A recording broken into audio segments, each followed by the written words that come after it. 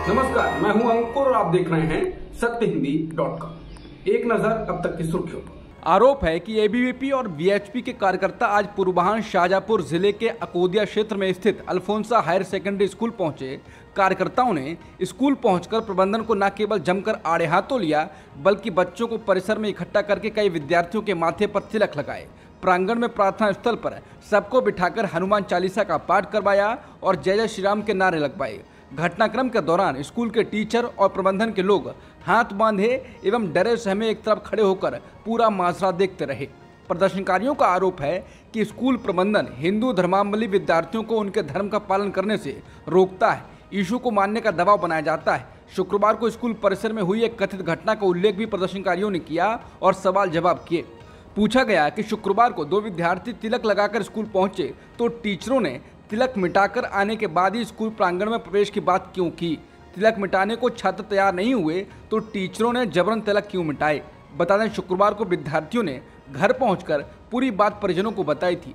परिजन कुपित हुए थे। बात कट्टरपंथी संगठनों तक पहुंची तो वो लामबंद हो गए। गोरखपुर विश्वविद्यालय के कुलपति प्रोफेसर राजेश सिंह को शुक्रवार को एबीवीपी के छात्रों ने पीटा, उनके साथ छीना झपटी की गई और साथ में मारपीट। एबीवीपी के कार्यकर्ताओं ने वाइस चांसलर के चैम्बर में घुसकर तोड़फोड़ कर दी, दरवाजा उखाड़कर फेंक दिया। इसके बाद वाइस चांसलर और रजिस्ट्रार को दौड़ा कर पीटा। इतना ही नहीं, बीच बचाव करने आए पुलिस वालों से भी मारपीट की गई। बाद में पुलिस वालों ने लाठीचार्ज कर एबीवीपी कार्यकर्ताओं को खदेड़ा। बवाल में वाइस चांसलर, रजिस्ट्रार, 3-4 एबीवीपी कार्यकर्ता और पुलिसकर्मी घायल हुए हैं। सभी को अस्पताल भेजा गया। दरअसल दीनदयाल उपाध्याय गोरखपुर विश्वविद्यालय के छात्र पिछले कई दिनों से धरना प्रदर्शन कर रहे एबीवीपी के छात्रों का ये धरना यूनिवर्सिटी में फीस। स्टार भारतीय महिला पहलवान विनेश फोगाट और ओलंपिक मेडलिस्ट बजरंग पूनिया को दिल्ली हाईकोर्ट ने बड़ी राहत दी है। न्यायमूर्ति सुब्रमण्यन प्रसाद ने इन दोनों पहलवानों के एशियाई खेलों के ट्रायल से दी गई छूट की चुनौती याचिका को खारिज कर दिया है। ये याचिका अंडर-20 विश्व चैंपियन अंतिम पंघाल और अंडर-23 एशियाई चैंपियन सुजीत कलकल ने लगाई थी। कई जूनियर पहलवान, उनके माता पिता और कोच ने गुरुवार को दिल्ली में भारतीय ओलंपिक संघ के मुख्यालय पर एशियाई खेलों के ट्रायल से विनेश फोगाट और बजरंग पूनिया को दी गई छूट वापस लेने और निष्पक्ष ट्रायल कराने की मांग करते हुए प्रदर्शन भी किया था। मणिपुर में महिलाओं के साथ हुए यौन उत्पीड़न के मामले में बीजेपी सांसद और भारतीय कुश्ती महासंघ के निवर्तमान अध्यक्ष ब्रजभूषण सिंह ने कहा है कि यह बहुत दुखद घटना घटी है। आज़ाद भारत में और भी भारत के एक प्रांत में ये घटना घटी है। भारत के प्रधानमंत्री जी ने इसको संज्ञान में लिया है। आपने प्रधानमंत्री जी का वक्तव्य सुना होगा, फिर भी घटना घट चुकी है और घटना निंदनीय है। मणिपुर हिंसा और महिलाओं के साथ हैवानियत पर सुप्रीम कोर्ट के स्वतः संज्ञान लेने के बाद आज सीजेआई चंद्रचूड़ ट्विटर पर टॉप ट्रेंड हो रहे हैं और उनको निशाना बनाया जा रहा है। अधिकतर राइट विंगर कह रहे हैं कि अगर मणिपुर पर सुप्रीम कोर्ट को गुस्सा आ रहा है तो राजस्थान, पश्चिम बंगाल, छत्तीसगढ़ और झारखंड पर चुप क्यों हैं? वो अचानक से मणिपुर पर क्यों गुस्सा आ गए? कुछ तो कह रहे हैं कि सीजेआई चंद्रचूड़ को इस्तीफा देना चाहिए और मोदी के खिलाफ चुनाव लड़ना चाहिए क्योंकि वो विपक्ष पर मोहित हैं। बता दें, सुप्रीम कोर्ट ने मणिपुर पर स्वतः संज्ञान लेते हुए घटना को बेहद परेशान करने वाला और अस्वीकार्य करार दिया था। प्रधान न्यायाधीश डीवाई चंद्रचूड़ ने कहा था कि महिलाओं का वीडियो बेहद परेशान करने वाला है। उन्होंने कहा था कि सरकार कार्रवाई करे, नहीं तो हम कार्रवाई करेंगे। इसके बाद से ही एक वर्ग सीजेआई के खिलाफ बोल रहा है। हालांकि इस साल की शुरुआत में पत्रकारिता में उत्कृष्टता के लिए रामनाथ गोयनका अवार्ड्स में मुख्य अतिथि के रूप में शामिल हुए सीजेआई डीवाई चंद्रचूड़ ने मजाक में कहा था कि कैसे उनके स्टाफ ने उन्हें ट्रोलिंग के कारण ट्विटर पर स्क्रॉल करने से परहेज करने की सलाह दी थी। सीजेआई पहले भी ये बात कह चुके हैं। मार्च में उन्होंने कहा था कि जज सोशल मीडिया पर ट्रोल होने से कोई अपवाद नहीं है। बता दें, उसी महीने 13 सांसदों ने राष्ट्रपति द्रौपदी मुर्मू को पत्र लिखा था कि कैसे सीजेआई पर ट्रोल सेना हमलावर हो गई है, जो कि उस समय शिवसेना बनाम शिवसेना मामले की सुनवाई कर रहे थे। कहा गया कि सीजेआई महाराष्ट्र में एक पक्ष की ओर सहानुभूति रखते हैं। पत्र में हस्ताक्षरकर्ताओं में राघव चड्डा, प्रियंका चतुर्वेदी, जया बच्चन और दिग्विजय सिंह शामिल थे। उन्होंने दोषियों के खिलाफ तत्काल कार्रवाई की मांग की थी।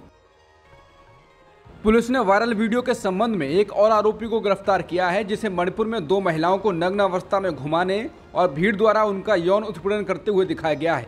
पुलिस ने बताया कि आरोपी की पहचान युमलेम्बम नुंगसिथोई मैथी के रूप में हुई है।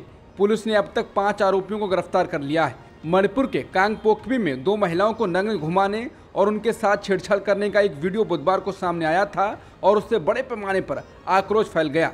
ये घटना पूर्वोत्तर राज्य में हिंसा भड़कने के एक दिन बाद 4 मई को कांगपोकपी जिले में हुई थी। भयावह वीडियो में भीड़ कुकी जो समुदाय की 2 महिलाओं को परेड कराते हुए दिख रही है और मामले में दर्ज की गई एफआईआर में कहा गया है कि एक महिला के साथ क्रूरतापूर्वक गैंगरेप किया गया था। जब उसके 19 वर्षीय भाई ने हस्तक्षेप करने का प्रयास किया तो उसे जान से मार दिया गया।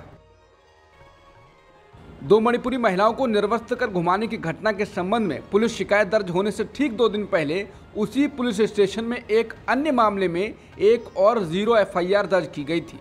यह एफआईआर कुकी जो महिलाओं के कथित अपहरण, बलात्कार और हत्या के संबंध में दर्ज कराई गई थी। अब 2 महीने से अधिक समय बाद शिकायत दर्ज कराने वाले परिवार ने द इंडियन एक्सप्रेस को बताया है कि उन्हें नहीं पता कि जांच में कोई प्रगति हुई है या नहीं। पुलिस सूत्रों ने इंडियन एक्सप्रेस को बताया कि इस मामले में अब तक कोई गिरफ्तारी नहीं हुई है। पुलिस महानिदेशक राजीव सिंह ने जांच की स्थिति पर कोई टिप्पणी नहीं की। वहीं इम्फाल पूर्व के पुलिस अधीक्षक शिवकांत ने कॉल और संदेशों का जवाब नहीं दिया। बता दें 0 एफआईआर किसी भी पुलिस स्टेशन में दर्ज की जा सकती है, भले ही अपराध उसके अधिकार क्षेत्र में हो या ना। मणिपुर में हिंसा के दौरान ऐसी कई एफआईआर दर्ज की गई हैं क्योंकि परिवार या तो विस्थापित हो गए थे या उनके प्रियजन घायल हो गए थे या घर से दूर के इलाकों में मारे गए थे। केंद्रीय मंत्री स्मृति ईरानी ने मणिपुर में महिलाओं को निर्वस्त्र घुमाने के वायरल वीडियो पर कहा है कि ये मुद्दा न केवल संवेदनशील है बल्कि राष्ट्रीय सुरक्षा पर भी असर डालने वाला है। विपक्षी नेताओं को इसकी जानकारी थी, लेकिन विपक्ष संसद के पटल पर इस मुद्दे पर चर्चा नहीं करना चाहता। उन्होंने कहा, बेहद चिंताजनक बात यह है कि कल राजस्थान राज्य के एक मंत्री ने राज्य में महिलाओं के खिलाफ अपराध पर बात की, लेकिन उन्हें बड़े ही अपमानित ढंग से मंत्रिमंडल से बर्खास्त कर दिया गया। राजस्थान के मुख्यमंत्री अशोक गहलोत ने जयपुर में एक प्रेस कॉन्फ्रेंस करते हुए मणिपुर को लेकर पीएम मोदी पर निशाना साधा। सीएम गहलोत ने कहा कि पीएम मोदी मणिपुर नहीं जा सकते तो उन्हें एक बैठक बुलानी चाहिए थी और मणिपुर के हालात की समीक्षा करनी चाहिए थी। मुख्यमंत्री ने कहा कि जिस तरह से प्रधानमंत्री मोदी ने कहा कि राजस्थान और छत्तीसगढ़ के सीएम को राज्य में कानून व्यवस्था की स्थिति का ध्यान रखना चाहिए, उससे राजस्थान की भावनाएं आहत हुई। उन्होंने कहा, पीएम कहते हैं 140 करोड़ जनता को शर्मसार होना पड़ रहा है। 140 करोड़ जनता शर्मिंदा नहीं है, वो तो दुखी है आपकी सरकार के कारनामों और आपकी लापरवाही से। सीएम गहलोत ने कहा कि मणिपुर में उनकी सरकार है। स्थिति कंट्रोल करने की जगह गृह मंत्री चुनावी राज्यों में घूमते रहे। वहां अगर कांग्रेस की सरकार होती तो आप कल्पना कीजिए क्या क्या बोलते।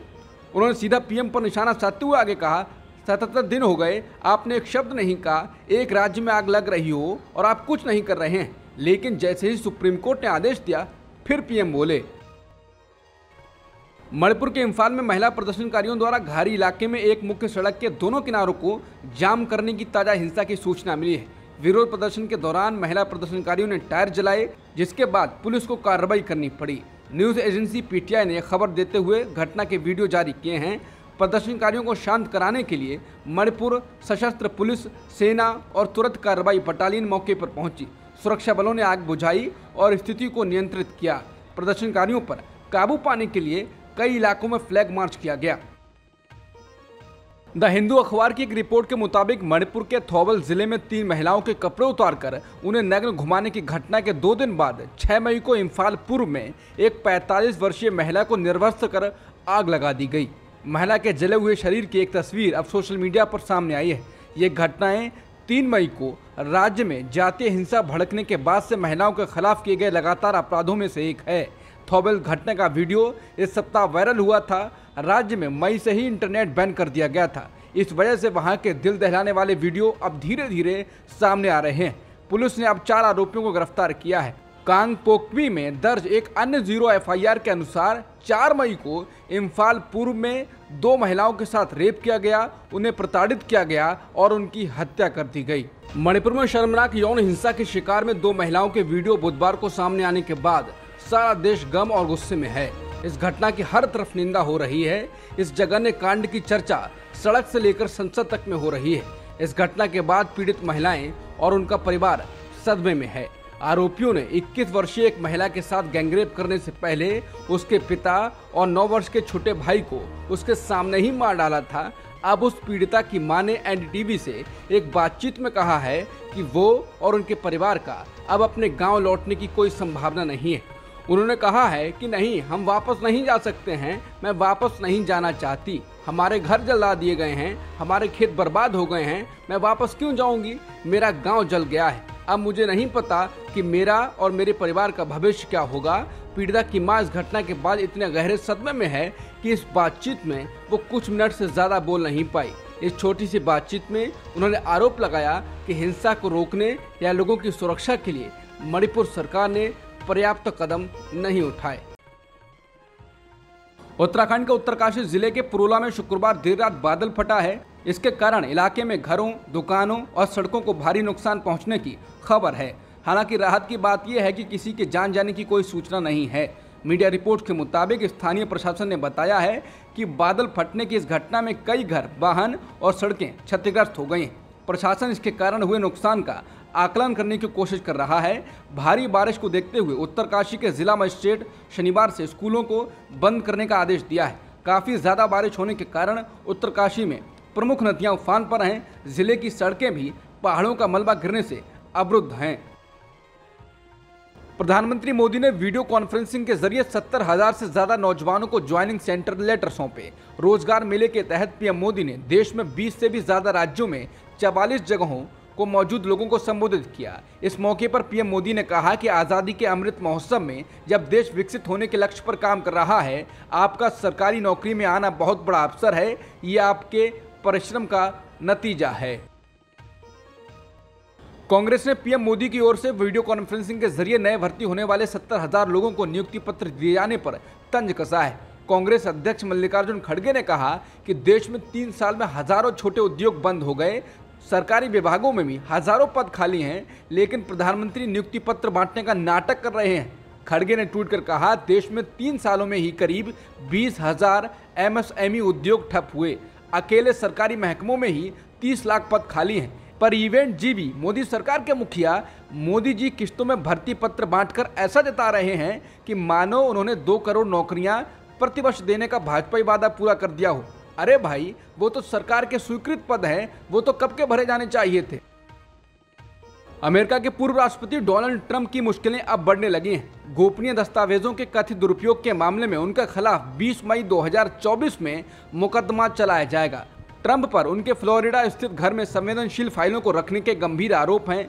अभियोजकों का कहना है कि उन्होंने पद छोड़ने के बाद अवैध रूप से गुप्त दस्तावेज रखे और जब सरकार ने उन्हें वापस लेना चाहा तो उनके काम में बाधा पैदा की। पूर्व राष्ट्रपति का कहना है कि उनके चुनावी अभियान को बर्बाद करने के लिए जानबूझकर इस तरह के प्रयास किए जा रहे हैं। उन्होंने खुद को बेकसूर बताया है। अब तक की खबरों में इतना ही। बाकी खबरों के लिए बने रहिए सत्यहिंदी.com के साथ।